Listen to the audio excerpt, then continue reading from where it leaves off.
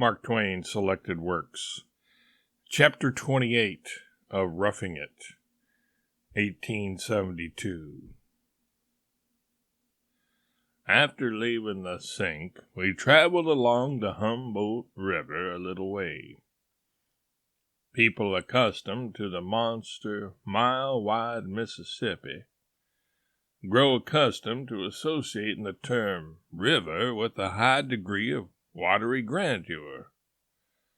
Consequently, such people feel rather disappointed when they stand on the shores of the Humboldt or the Carson and find that a river in Nevada is a sickly rivulet which is just the counterpart of the Erie Canal in all respects, save that the canal is twice as long and 4 times as deep.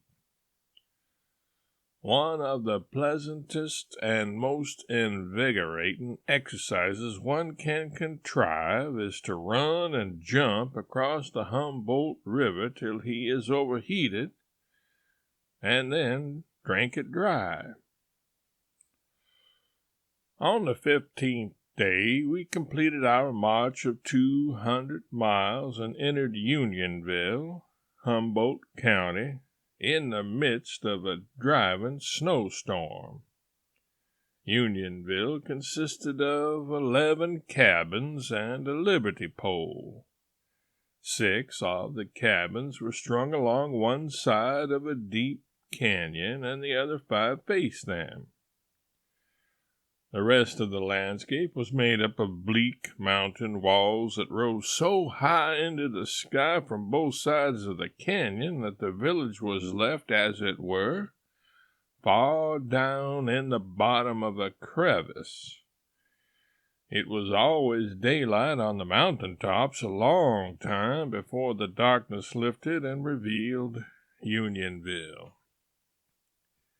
We built a small, rude cabin in the side of the crevice and roofed it with canvas, leaving a corner open to serve as a chimney, through which the cattle used to tumble occasionally at night, and mash our furniture and interrupt our sleep. It was very cold weather, and fuel was scarce. Indians brought brush and bushes several miles on their backs, and when we could catch a laden Indian, it was well, and when we could not, which was the rule, not the exception, we shivered and bore it. I confess without shame that I expected to find masses of silver lying all about the ground. I expected to see it glittering in the sun on the mountain summits. I said nothing about this, for some instinct told me that I might possibly have an exaggerated idea about it, and so if I betrayed my thought, I might bring derision upon myself. Yet I was as perfectly satisfied in my own mind as I could be of anything, and I was going to gather up in a day or two, or at furthest a week or two, silver enough to make me satisfactorily wealthy. And so my fancy was already busy with plans for spending this money. The first opportunity that offered, I sauntered carelessly away from the cabin, keeping an eye on the other boys, and stopping and contemplating the sky when they seemed to be observing me. But as soon as the coast was manifestly clear, I fled away as guiltily as a thief might have done, and never halted till I was far beyond sight and call. Then I began my search with a feverish excitement that was brimful of expectation, almost of certainty. I crawled about the ground, seizing and examining bits of stone, blowing the dust from them or rubbing them on my clothes, and then peering at them with anxious hope. Presently I found a bright fragment, and my heart bounded. I hid behind a boulder and polished it and scrutinized it with a nervous eagerness and a delight that was more pronounced than absolute certainty itself could have afforded. The more I examined the fragment, the more I was convinced that I had found the door to fortune. I marked the spot and carried away my specimen. Up and down the rugged mountainside I searched, with always increasing interest and always augmenting gratitude that I had come to Humboldt and come in time. Of all the experiences of my life, this secret search among the hidden treasures of Silverland was the nearest to unmarred ecstasy. It was a delirious revel.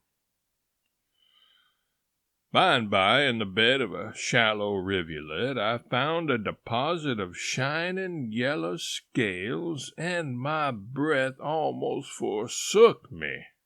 A gold mine, and in my simplicity I had been content with vulgar silver. I was so excited that I half believed my overwrought imagination was deceiving me. Then a fear came upon me that people might be observing me and would guess my secret. Moved by this thought, I made a circuit of the place and ascended a knoll to reconnoiter. Solitude. No creature was near. Then I returned to my mine, fortifying myself against possible disappointment. But my fears were groundless. The shining scales were still there. I set about scooping them out, and for an hour I toiled down the windings of the stream and robbed its bed. But at last the descending sun warned me to give up the quest, and I turned homeward laden with wealth. As I walked along, I could not help smiling at the thought of my being so excited over my fragment of silver when a nobler metal was almost under my nose. In this little time the former had so fallen in my estimation that once or twice I was on the point of throwing it away. The boys were as hungry as usual, but I could eat nothing. Neither could I talk. I was full of dreams and far away. Their conversation interrupted the flow of my fancy somewhat and annoyed me a little too. I despised the sordid and commonplace things they talked about, but as they proceeded it began to amuse me.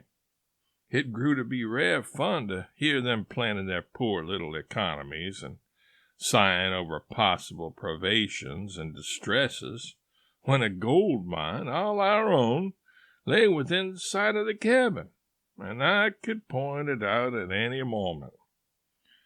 Smothered hilarity began to oppress me presently. It was hard to resist the impulse to burst out with exultation and reveal everything. But I did resist. I said within myself that I would filter the great news through my lips calmly and be serene as a summer morning while I watched its effect in their faces. I said, "Where have you all been?" "Prospecting." "What did you find?" "Nothing." "Nothing? What do you think of the country?" "Can't tell yet," said Mr. Ballou, who was an old gold miner, and had likewise had considerable experience among the silver mines. "Well, haven't you formed any sort of opinion?" "Yes, a sort of a one. It's fair enough here, maybe, but overrated. $7,000 ledges are scarce, though. That Sheba may be rich enough, but we don't own it. And besides, the rock is so full of base metals that all the science in the world can't work it. We'll not starve here, but we'll not get rich, I'm afraid." "So you think the prospect is pretty poor?" "No name for it." Well, we'd better go back, hadn't we?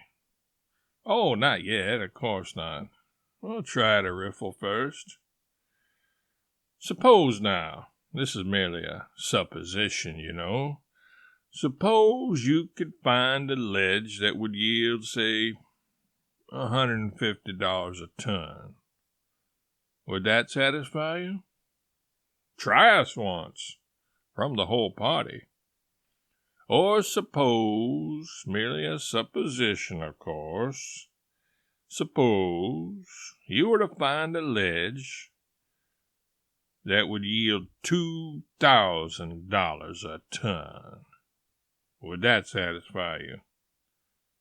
Here, what do you mean? What are you coming at? Is there some mystery behind all this? Never mind. I'm not saying anything. You know perfectly well there are no rich mines here. Of course you do. Because you have been around and examined for yourselves. Anybody would know that had been around. But just for the sake of argument, suppose, in a kind of general way, suppose some person were to tell you that $2,000 ledges were simply contemptible. Contemptible, understand. And that right yonder, inside of this very cabin, there were piles of pure gold and pure silver. Oceans of it. Enough to make you all rich in 24 hours. Come. I should say he was as crazy as a loon, said old Baloo, but wild with excitement nevertheless. Gentlemen, said I don't say anything. I haven't been around, you know, and of course don't know anything. But all I ask of you is to cast your eye on that, for instance, and tell me what you think of it. And I tossed my treasure before them. There was an eager scramble for it and a closing of heads together over it under the candlelight. Then old Baloo said, "Think of it? I think it is nothing but a lot of granite rubbish and nasty glitter and mica that isn't worth 10 cents an acre." So vanished my dream. So melted my wealth away. So toppled my airy castle to the earth, and left me stricken and forlorn. Moralizing, I observed then that all that glitters is not gold. Mr. Baloo said I could go further than that and lay it up among my treasures of knowledge that nothing that glitters is gold. So I learned then, once for all, that gold in its native state is but dull, unornamental stuff, and that only low-born metals excite the admiration of the ignorant with an ostentatious glitter. However, like the rest of the world, I still go on underrating men of gold and glorifying men of mica. Commonplace human nature cannot rise above that.